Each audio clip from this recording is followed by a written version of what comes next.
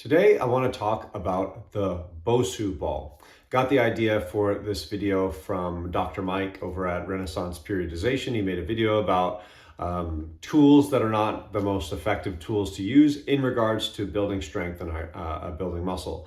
And as you can see, I have a BOSU ball. You might be able to see it in the mirror over there behind me, but I use a BOSU ball, but again, I use it for certain purposes. And I wanted to share the story of the BOSU ball, how it came about. I was fortunate enough to have David Weck, the inventor of the BOSU ball, come to the university I was attending at the time, San Diego State, and tell his story about how he got the BOSU ball basically in every gym in the world, and the origins of it, and the rationale behind it, that he uses it. Well, I wanted to share that story because there's so much information out there on balance training. And I hope that by the end of the story, you'll understand a little bit more about balance training to again, help you if you are someone that wants to help people train balance, or yourself wants to train balance, because there's so much information out there and it's kind of confusing. So I use the BOSU ball. I don't necessarily use it for balance type stuff, and that's why we're going to get into this. So interestingly enough. So anyways,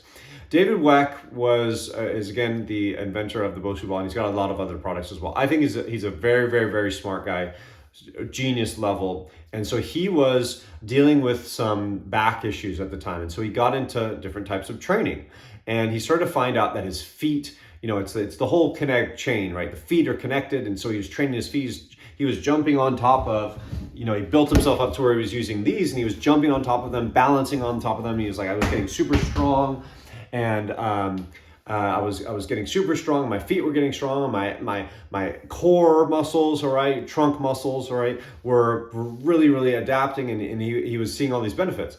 But then he kept falling off of them, and he hurt his back really bad. So he said, how can I get the benefits of these big Swiss balls without the danger that it comes with? Because he saw all the benefit that he was getting, but at the same time, there's this danger because you can slip and fall off them, and it's not safe, and I would not recommend doing that. So lo and behold, he says, I'm going to cut it in half and stick it on a hard surface, and that's how we got the BOSU ball. So he invents this thing, and you still have to market these things, right? You still have to get them into gyms, and people still have to buy them. So how did he go about doing that? Well, that's where the story gets interesting, is he didn't have any money at the time. And so he's going around to different conferences and things like that, trying to sell his product. And it's a makeshift version of it, but it's good enough to use. And so he goes to people and he talks about it, and he says, I issue a challenge out there, because these are all people who are in the fitness industry. They're all working on things like balance, and he would go into balance type conferences, or I guess focus in on that side of things. And he said, I got $100 in my pocket, which he didn't have at the time. And so he was putting a big, challenge out there. And he would say, I got $100 in my pocket for anyone that can stand on top of this BOSU ball, my product. You guys think you're so great at balance? Come try it. If it's gimmicky, come try it. 1 foot, you have to stand on it with 1 foot with your eyes closed for 10 seconds. I'll give anybody here that can do that $100. And he goes on it, and he's like, and to prove it's possible, he's like, I'll do it. He stands on top of it, closes his eyes, holds it for 10 seconds. He did that for us in the class. And he did the same thing, having people come up and do it. Nobody could do it, right? Nobody can do it. That's how he sells it. He goes out and he gets, and people are like, oh my God, this is amazing. All right, this is such a balance challenge device. We need this in our gyms. And more and more and more investment came. And then all of a sudden it's in every gym in the world. Well, why could no one do it, and why could he do it? It's practice. There's a skill involved in doing any sort of balance training. And this is why I say to my clients, if we want to work on balance, you want to recreate whatever scenario that you're having trouble with balancing to make sure that you're going to increase your balance, because it's a skill.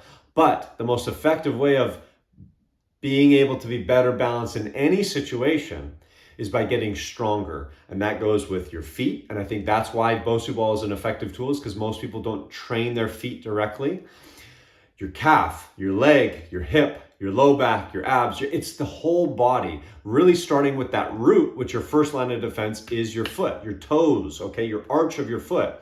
The BOSU ball trains the arches effectively. If you do certain things on it or even just stand on it, your feet have to work just to hold you on top of it. And I think that's why it's a great tool. And I use it for people that can't seem to really activate the arches in their feet. They can't really get a good grip to the ground. So I like to wake that up with the BOSU ball and use that. But I don't have people doing a ton of exercises on it because although it is safer than just jumping on top of one of these, it is still an unstable surface that is an unnecessary risk that you should, at least in my opinion, you don't need to take. So I try to strengthen the body with the most stable, firm surface possible. And that's what Dr. Mike was talking about on his videos is like, hey, you want the most stable, firm surface so that you can really go after fatiguing the muscles versus working on this skill of balancing.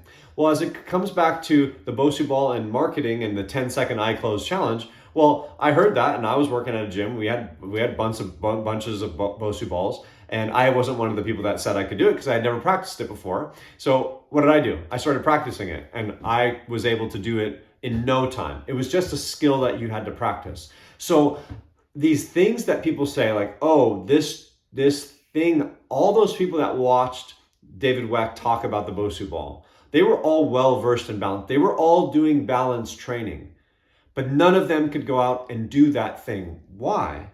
Because they hadn't adapted to that specific skill of balance on top of a BOSU ball. And that's why it doesn't translate. If you need to work on your arches of your feet, there's many different ways of doing that. I find that it's a pretty good tool to use for quick, all right, you get both feet going at the same time. You can do things, you don't have to do all these other different exercises. Bang, we do that. We do a couple maybe squats on it, and then we go into regular squats. We activate, and then we go in. And it might not even be necessary, but I've found that it can be a good tool. But it's in regard to balance itself, it's skill dependent. It's dependent on the tool that you're using and what have you. So you want to be more general in training in the gym. Outside of that, if your skill is ice skating and you want to skate on one leg, you got to practice that. What you're doing in the gym, unless if it's really fatiguing those muscles that you're using in balance, which again is the foot, the ankle, the calf, the leg, the hips, the glutes, the back, like all of those, if you're not doing that, it's not going to translate. If you're doing a full body training program, but you happen to be missing out on, good training for your calf, you're probably not going to have the best balance. And then if I add in some training for your calf, you will. If my only training for my calves, let's just say, is doing some sort of balance training or the ankle and the foot training, the only stuff I do is some form of balance, that will help you. But there's more effective and safer ways of doing it. And that's what Dr. Mike was talking about. Why not get more effective? Why not get safer? Because we don't want to take any risk in the gym. And there is risk, like I said, with training with the BOSU ball. There's risk in anything that you do, but I try to find the least risky things to do so that we can really go after muscle fatigue versus trying to think about the skill, trying to maneuver the body position to make sure that we're doing the exercise right. I want to do as little of that and get to as much intensity as possible because that's how we build strength and that's how we build muscle. So your skill of balance will be translated if your body is stronger. If your foot is stronger, you'll have better balance. If your legs are stronger, you'll have better balance. If your hips are stronger, you'll have better balance, as long as you continue on with the skills that you're doing. So whether that's walking, all right, whether that's, I don't know when balancing on one leg comes into reality, unless if that's something that you do on a regular basis, okay? So again, you want to challenge yourself in those moments, but it doesn't have to be something that you do at the gym. It can just be something that you practice from now and again. And that's why you could work all the balance in the world, but if I introduce some other form of balance challenge to you and you haven't practiced it, you're not going to be good at it. So it's skill dependent. And this is with any physical activity that you do. The great example that Jay Vincent uses, and it's so perfect, is typing on a keyboard. You probably have a keyboard that you normally type on. and you're pretty fast, let's just say, at typing the keyboard, and you don't make that many mistakes when you type on that keyboard. If I swapped your keyboard out and I put a completely different one in there, not even that completely different, okay? It's the same QWERTY keyboard, it's the same layout. All the keys are in the same spot, but the amount of pressure that you put on them changes. The texture of the keyboard changes. You will make more mistakes and be slower because your body is not adapted. So if I practice and practice and practice on one keyboard, and then I give you a test on another keyboard, you will not do as well as you expected because you haven't practiced on that. So that's how specific our body is. Now, generally, right, you can practice on any keyboard, all right, at first when you have no skill whatsoever. If you have zero skill and you start something, you're gonna get generally good, and that's gonna apply to all different things. And that's what strength training should be. It's the general, right? Get good at being strong, and it's gonna translate into many different things. You work on any keyboard, all right, you're gonna be decent at every other keyboard. But if you wanna take it to the next level, which is what a lot of people are trying to do, all right, in regard to all these specific things in sports, it ain't happening. You have to practice your skill exactly how it is. You can do all the balance stuff. You can do all the sport specific stuff you want. If it's not your sport,